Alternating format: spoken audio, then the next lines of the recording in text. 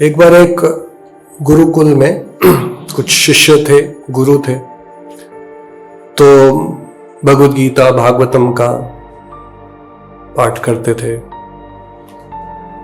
तो बताया गया कि जो मानव जीवन है बहुत ही दुर्लभ है, बहुत ही बहुमूल्य है। इस मानव जीवन में हम भगवान की प्राप्ति कर सकते हैं। और जो ये मनुष्य जीवन है, हालांकि अर्थदम है, बहुत ही बहुमूल्य है, लेकिन टेम्पररी है। लब्ध्वा सुदुर्लभम इदम बहु संभवान्ते मनुष्यम जन्म।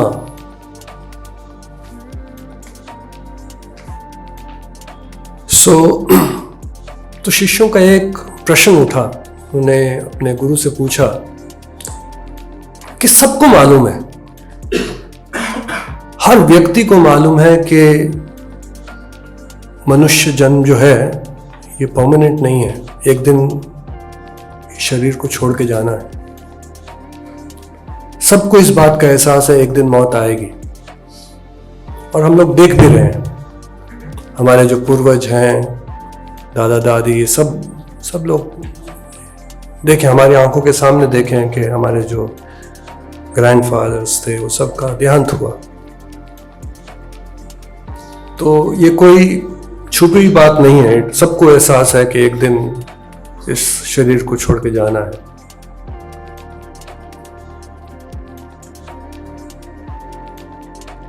फिर ऐसा क्यों कि लोग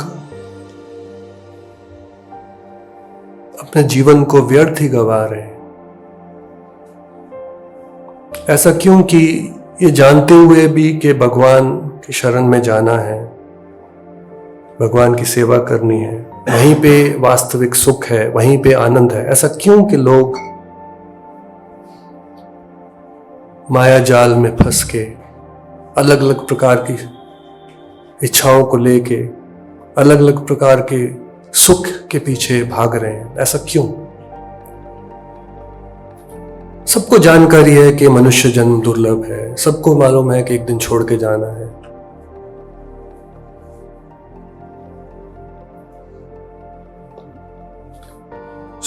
गुरुजी ने उनको उनके आश्रम में कुछ बहुमूल्य एक जेम, कोई भक्त आया था आश्रम में, वो दे के गया भेंट में।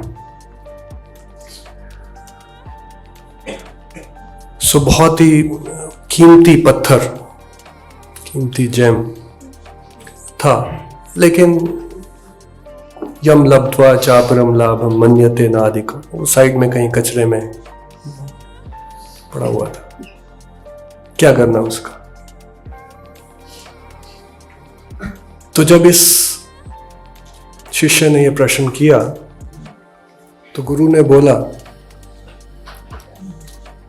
मुझे मालूम है कि ये जो पत्थर है बहुत कीमती पत्थर है,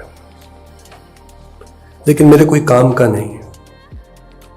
आप ऐसे कीजिए, ये पत्थर लेके जाइए और अलग लोगों को मिलें, शहर में जाएं और अलग अलग प्रकार के लोगों को मिलें और उनको ये पत्थर दिखाएं और बोलें कि उस टाइम पे वो बार्टर सिस्टम हुआ करता था। बार्टर सिस्टम मतलब आप कुछ दो और वापस में आप कुछ लो। आप जैसे कृष्ण बुक में हम देखते हैं कि भगवान कृष्ण जब वो फ्रूट वेंडर वो जब फल बेचने आए, तो भगवान कृष्ण जितने अपने जो अनाज थे अपनी हथेली में लेके आए और उनको दिए, और रिटर्न में उनको फल मिलने थे। तो बोला कि आप अलग अलग लोगों को जाके मिलिए और उनको ये पत्थर दीजिए और उनसे नेगोशिएट कीजिए, उनसे बोलिए कि मैं पत्थर आपको देता हूँ, आप रिटर्न में मुझे कुछ दीजिए, जो भी आप बेच रहे हैं, जो भी आप ट्रेडिंग कर रहे हैं, और देखिए कि कौन सबसे ज्यादा आपको रिटर्न में दे सकता है। तो वो शिष्य गया, तो सबसे पहले वो एक मिष्ठान भंडार में साहू गचक सर्दी का मौसम है, और ये पत्थर लेके दुकानदार को दिखाया, बोलता मेरे पास ये बहुमूल्य पत्थर है, कुछ आप, सर्दी का मौसम है, कुछ गचक दे सकते हैं क्या? तो बोला चल चल भाग भाग वहां से, भाग यहां से। कभी भिखारी आया था कुछ, भागो भागो यहां से। निराश होकर नेक्स्ट दूसरी दुकान पे गया, वहां पे वो सब्जी बेच रहा था। तो बोला कि बहुत बहुमूल्य पत्थर है, मेरे गुरु ने दिया है, कुछ हमें आश्रम के लिए सब्जी चाहिए, आप ये लीजिए और थोड़ा सब्जी दीजिए। तो उसने, मैं इस पत्थर का क्या करूंगा? फिर सोचा कि थोड़ा शायद वो तोलने में काम आ जाएगा, तोलने में वो पत्थर होते हैं ना, आजकल तो इलेक्ट्रॉनिक वेइंग स्केल्स हैं। तो बोलता है कि शायद चलो मांग रहा है तो एक प्याज देता हूँ तेरे को। एक जो गला सड़ा प्याज था साइड में पड़ा था, उसको बोला ये प्याज ले जा तू, ये छोड़ दे इस पत्थर को। तो उसका, इसका तो कोई वैल्यू नहीं है, कोई समझ नहीं रहा इसकी वैल्यू। तो फिर वापस आने लगा।